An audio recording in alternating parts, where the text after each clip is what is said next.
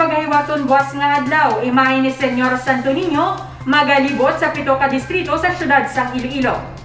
Tradisyon na sang mga Ilonggo ang paghatag dungog kay Senyor Santo Niño paagi sa pagsaulog sang Dinagyang Festival kada bulan sang Enero.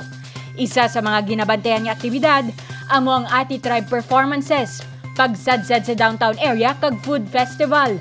Apang bangudyara subong sa tunga sang pandemya dala sang COVID-19 virus, ginpakamaayos sang lokal nga panguluhan kag Iloilo Festivals Foundation Incorporated nga pagaywato ng Dinagyang Festival via online o kun live stream.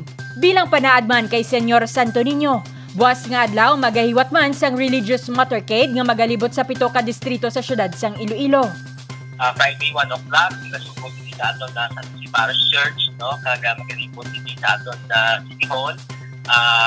Normal North Line din siya going to the Embasa Street, no? Pakanto sa aton na Royal Fountain, pakanto sa aton na Bonifacio Drive, Regional Capitol, going sa aton na La Paz, and going sa aton nga Aro area, Arevalo, Amatoriao area, Arevalo, Molo, and back to the proper area. So, kung silingon, ang aton nga religious motorcade, malibot din no, sa aton nga 7 ka mga distrito dito sa aton syudad.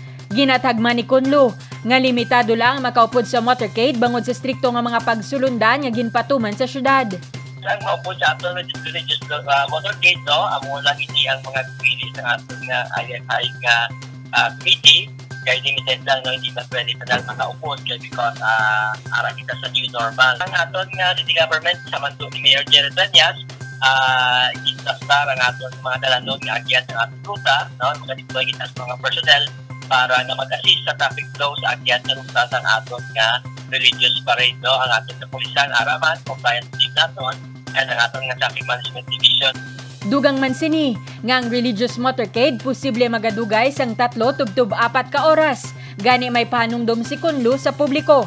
Ang aton lang ito, reminders muna, no, sa mag-bantay, mag-abang sa aton religious parade, dapat mag-observe sa gyapon sa minimum health protocols. Pwede ka taka-wave, in-honor ka Senior Santo Niño, kag pwede man kita magwa sa aton ng mga santos nga i-wave naton sa paglabay ni Senior Santo Niño.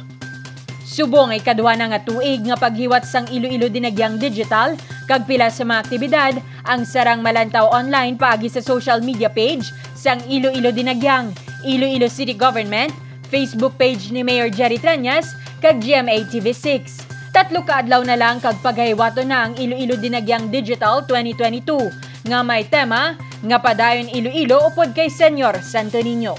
Divine Sing para sa Level Up Patrol. Online voting sang 8 ka mga kandidata para sa Miss Iloilo Dinagyang 2022 ang ginbuksan na. Maanyag, maalam kag may mataas nga kumpiyansa sa kaugalingon. Ini ang pila lang sa mga kinaiya nga sarang makitaan sa 8 ka mga opisyal nga kandidata nga magapaindis-indis sa igapatigayon nga Miss Iloilo Dinagyang 2022 pageant. Ini amo sanday Erica Doronila sang Sara Iloilo, Angela Bolense sang Tigbawan Iloilo, Ellie Rose Elola sang Pavia, Blessy J. Villablanca sang La Paz, Jessa Jen Garbino sang Cabatuan, China Jade Chu sang Anilao, Elisha Lorraine Abelia sang Haro, kag Dorothy Marie Himilan gikan sa distrito sang La Paz. Para sa mga supporters sang sininga mga kandidata, ipakita ang inyo suporta, pinaagi sa pagboto online. Halin Enero 18 magabukas ang online voting, umpisa alas 6 sa gabi, tubtob Enero 22 nga magasarado alas 9 sa gabi. Kada adlaw sarang makaboto isa lamang ka beses. Magkadto lang sa website sang Pageant Vote PH. Paano ba lang pagboto? Una, bisitahon ang Pageant Vote PH site kag i-click ang link. I-click ang pangalan sang kandidata nga luyag i-vote, kag i-click ang Vote tab. Ang kandidata nga may pinakamadamo nga votes ang makabaton sang cash prize. Balantay naman ang pageant night nga pagahiwaton sa Enero 22 sini nga tuig kag sarang matan-aw via live stream sa official Facebook page sang Miss Iloilo. Magluwas sa Miss Iloilo 2022 pageant, madamo pa sa mga dalagkuan nga aktibidad ang sarang malantaw via live stream. Balantayan man ang 7 ka mga tribo, gikan sa 7 ka mga distrito sa syudad, nga magapaindis-indis sa paghahiwaton nga virtual Ati Tribe competition. Dane Raffles, para sa Level Up Patrol.